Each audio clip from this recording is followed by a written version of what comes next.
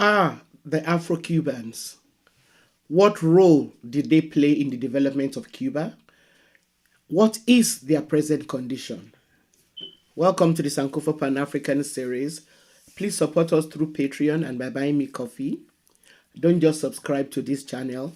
Turn on your notification button, share our videos, and check out our website, sankofastorybooks.com, for history, Afrocentric stories, and other resources for children. Afro Cubans are Cubans of African ancestry.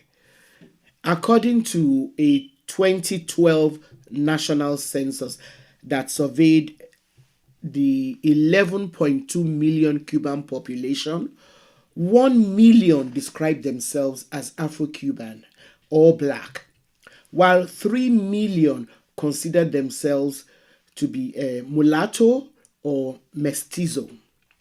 This shows that about 4 million Cubans at the time of that census had some African ancestry.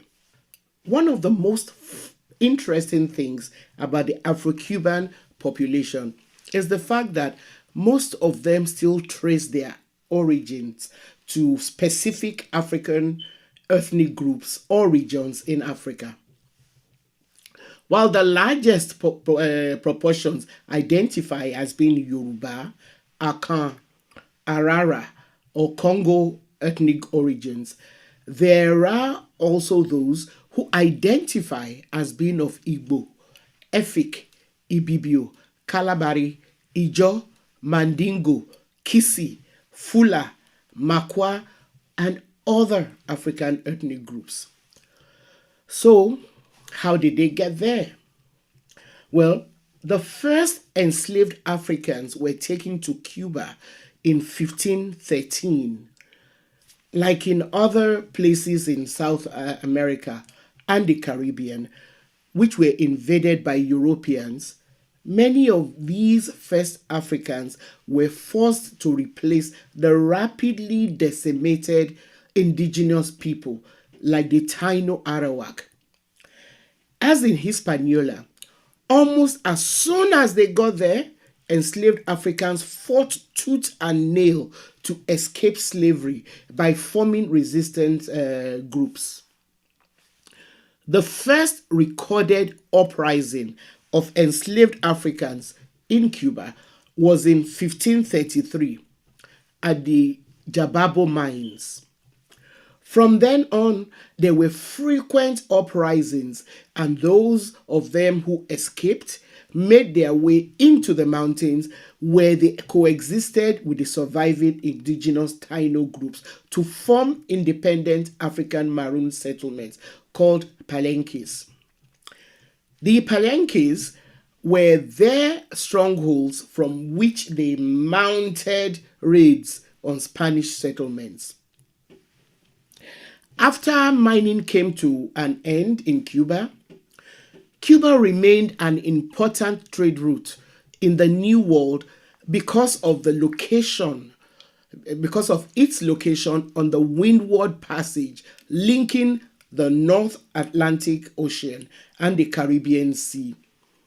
So gold, silver, emeralds from Spanish mining centers in Bolivia, Peru, and Mexico was shipped to Spain through Havana, which had then become the capital of Cuba.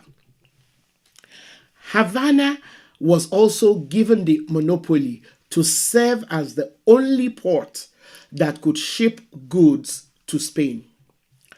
As such, between the 16th and 17th centuries, Havana's prosperity as a major port meant that there was little interest both in mining and the plantation system.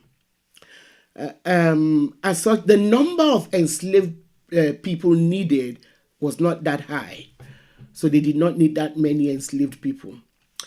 They were mostly needed to work loading and offloading ships and working as shipbuilders, carpenters, stonemasons, domestic servants, and shop assistants. By the late 1700s, however, After the British took the prospering Havana over from Spain during the 7 Years' War and occupied both the city and the port, they brought in 10,000 Africans within less than 10 months because the British needed them to work in the sugar factories which they had now established.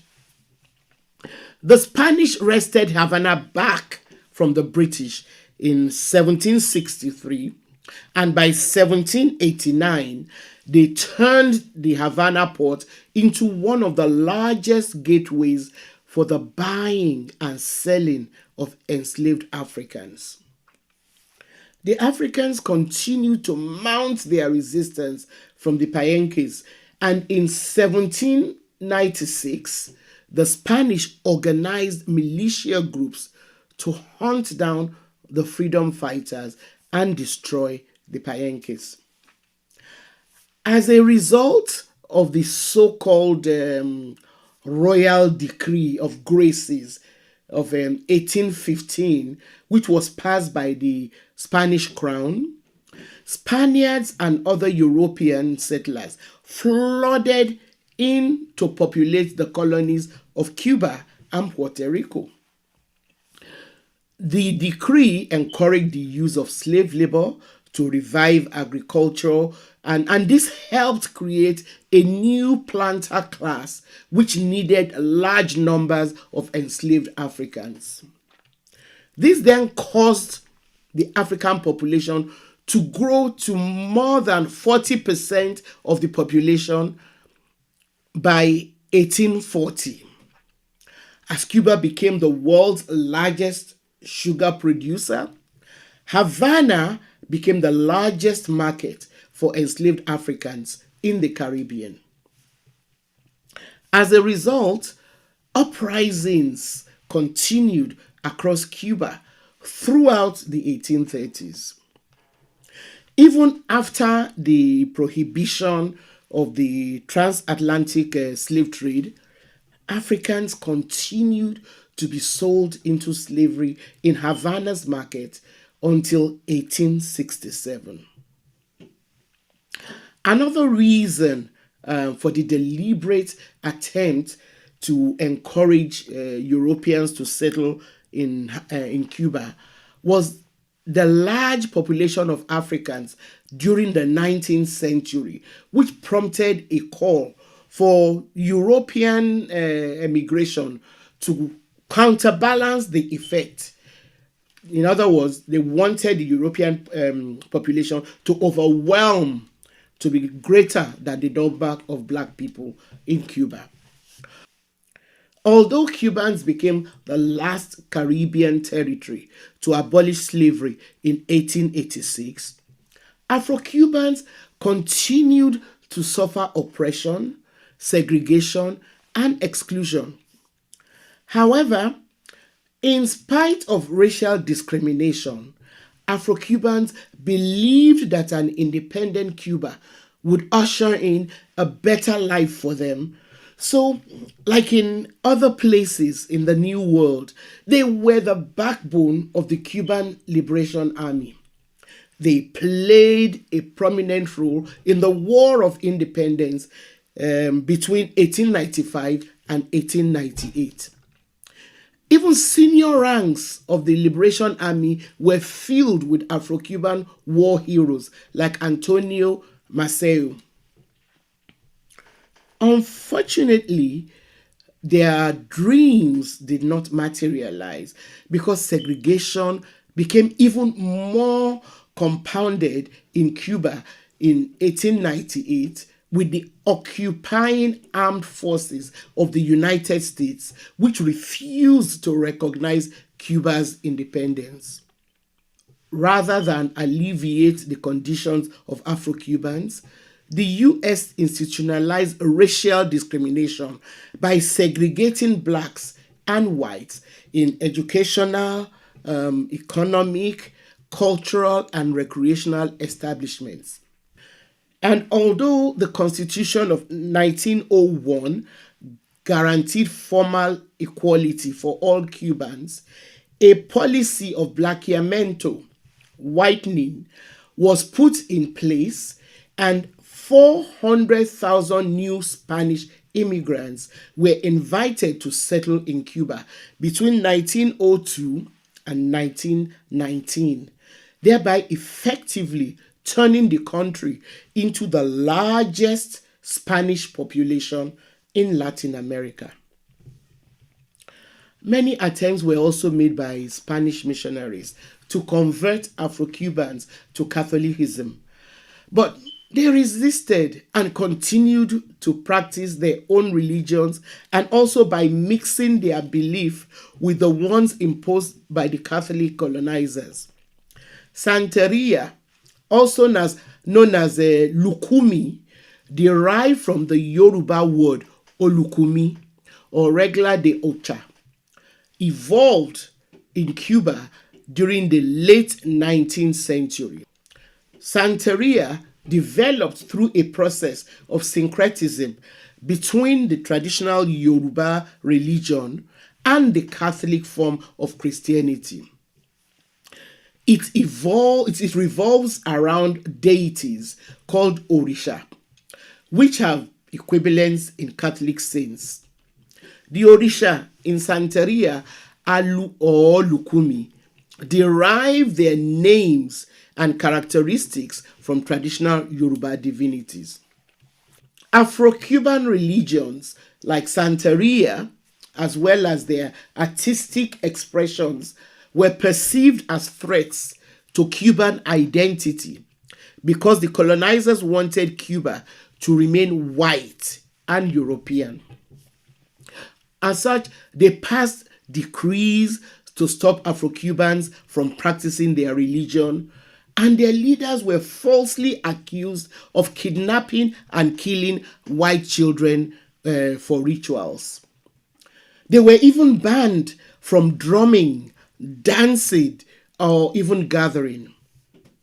The issue of race in Cuba is a most complicated one because although the US successfully installed the dictator Batista, a white-skinned man of mixed ethnicity, even during his presidency, non-whites were still repressed, and the Batista period was especially hard on Afro-Cubans.